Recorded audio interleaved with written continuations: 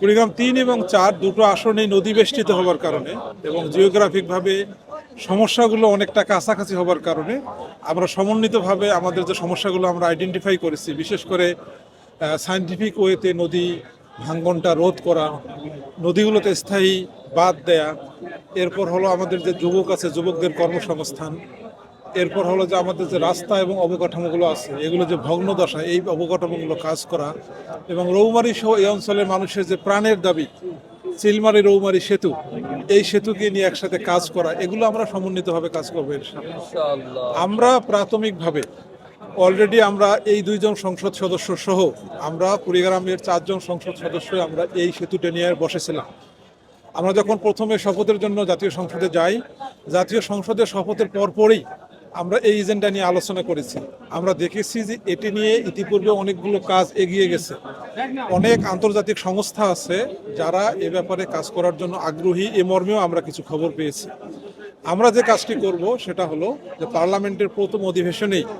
আমরা যখনই সুযোগ পাবো, কুড়িগ্রাম 4-এর আপনারা যাকে নির্বাচিত করেছেন মোস্তাফিজুর রহমান মুস্তাক ভাই, উনি প্রথম অধিবেশনের প্রথম সুযোগেই পার্লামেন্টের সামনে, জাতির সামনে কুড়িগ্রামের এই যে প্রাণের সেতু চিলমারি এবং রৌমারীর যে সেতু, এই সেতুর দাবিটি সংসদে উপস্থাপন করবেন এবং কুড়িগ্রাম 3-এর সংসদ সদস্য হিসেবে আমি সহ আমাদের সকল সংসদ সদস্যগণ এই দাবির সমর্থনে আমরা হাত তালি দিয়ে, আমরা টেবিল চাপিয়ে আমরা এটাকে সমর্থন দিব, এই মর্মে আমরা সিদ্ধান্ত নিয়েছি ইনশাআল্লাহ। এই সেতুটা যদি হয়, এই সেতুটা কিন্তু বাংলাদেশের সবচেয়ে বড় লম্বা দীর্ঘ সেতু হবে এবং কত বড় নদীর উপরে এই সেতুটা হবে। সো এখানে ফান্ড সহ অনেকগুলো টেকনিক্যাল কাজ আছে, এই বিষয়গুলোতে যারা এক্সপার্ট আমরা তাদের সাথে যোগাযোগ করার চেষ্টা করছি। আমরা কুড়িগ্রাম 4, কুড়িগ্রাম 3 সহ কুড়িগ্রামের মানুষদেরকে সাথে নিয়ে এই সেতু বাস্তবায়নের জন্য সংসদের বাইরে গোল টেবিলে এবং হলো যে বুদ্ধিভিত্তিক আন্দোলনে, লিখনিতে, সাহিত্যে, কথায়, কবিতায়, গানে, ভাওয়াইয়ায়